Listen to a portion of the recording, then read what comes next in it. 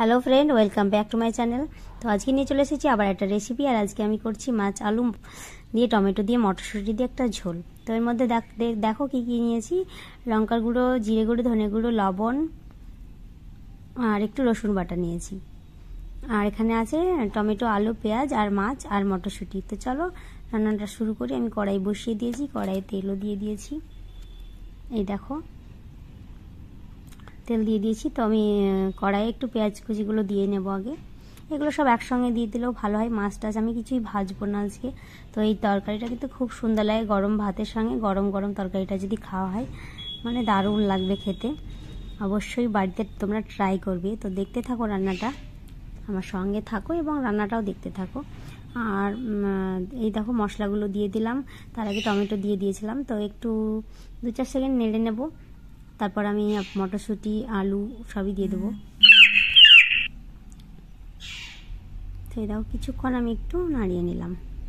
বেশি নাড়া দরকার নেই, এটা মশলাগুলো দিয়ে একসঙ্গে ওইগুলো বসানো যায়। তো আমি একটু নেড়ে নিচ্ছি। তো এই দেখো মটরশুঁটি আমি দিয়ে দিয়েছি। তো সবগুলোই দিয়ে 2-4 সেকেন্ড করে নেড়ে নিচ্ছি। এই দেখো আলু দিয়ে দিলাম আমি। আর এগুলো নতুন আলু, তো এখন নতুন আলুগুলো গরম গরম খাওয়াই ভালো। পরে ঠান্ডা হয়ে গেলে আবার একটু হয়ে যায়, শক্ত হয়ে যায়। তো যখন তোমার এমনি নতুন আলুগুলো উঠে যাবে, তখন যে নর্মাল আলুগুলো পাওয়া যায় ওগুলো করলে তখন তো আর শক্ত হবে না, তখন খুব সুন্দর লাগবে পরে খেতেও। কিন্তু গরম গরম নতুন আলুগুলো গরম গরম খেতে বেশি ভালো লাগে এটা। আর মাছগুলো দিয়ে দিলাম। মাছগুলো হালকা হালকা করে একটু করে নাড়িয়ে মশলার মধ্যে একটু কষিয়ে নেব। এই দেখো খুব বেশি মানে নাড়াচাড়া করলে ভেঙে যাবে। তো হালকা হালকা করে একটু মাছটা কষিয়ে নিতে হবে।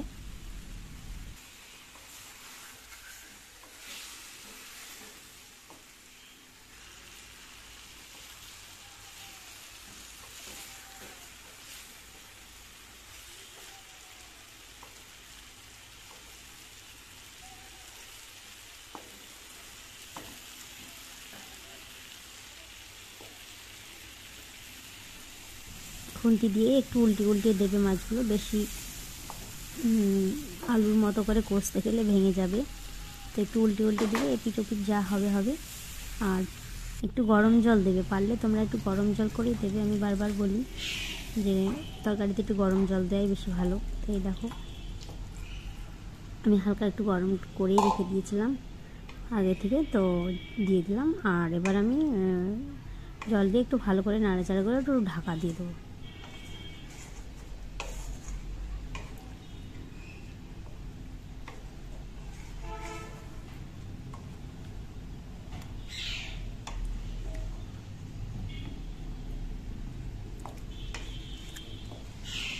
তো এবার আমি একটু ঢাকনা দিয়ে দেবো। তো ভালো করে একটু আমি মশলাগুলো গায়ে গায়ে লেগে আছে, ওগুলো একটু ভালো করে আমি নামিয়ে নিচ্ছি। তো অবশ্যই একটু কমেন্ট করবে আর জানাবে রেসিপিটা কেমন লাগলো। বাড়িতে ট্রাই করো। আমি বলছি তোমাদের যে অবশ্যই ট্রাই করো, ভালো লাগবে। দেখো প্রত্যেক দিন তো একই রকম ভালো লাগে না, এক একদিন এক এক রকমই ভালো লাগে। তো আমি ঢাকনা দিয়ে দিলাম। 15 মিনিট পর আমি আসবো। তার আগে আমি যখন জোরে ফুটে যাবে তারপরে একটু আমি স্লো করে দেবো আঁচটা। গ্যাসের ফ্লেমটা আমি একটু স্লো করে দেবো। তো এই দেখো আর একটু ঝোল আমি কমিয়ে নেব।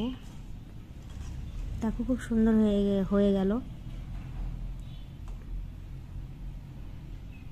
তো আমি আরেকটু ঝোলটা কমিয়ে নিয়ে এটাকে আমি একটা বাটির মধ্যে তুলে নেব। দেখো আলুও সেদ্ধ হয়ে গেছে,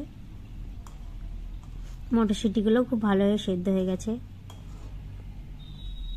আর এই সময় তোমরা একটু লবণটা টেস্ট করে নেবে অবশ্যই। আর ধনেপাতা থাকলে ধনেপাতা দিয়ে দিতে পারো। তো আমার আজকে ফুরিয়ে গেছে, আজকে আর দেওয়া হলো না। দেখো মাছগুলো কত সুন্দর হয়ে গেছে। ঝোলটা একটু পাতলা বেশি লাগছে, ওর জন্য আমি একটু ঝোলটাকে কমিয়ে নিচ্ছি। তারপর আমি নামিয়ে নেব।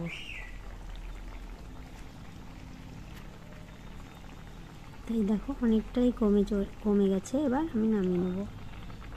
আর একটু ভাজা জিরের গুঁড়ো আমি লাস্টে বেলায় দিয়ে দিচ্ছি। সামান্য একটু ভাজা জিরের গুঁড়ো থাকলে ওপর থেকে একটু দিয়ে দেবে। আর ধনেপাতা থাকলে ধনেপাতা দিলে, ভাজা জিরে গুঁড়ো দেওয়ার দরকার নেই।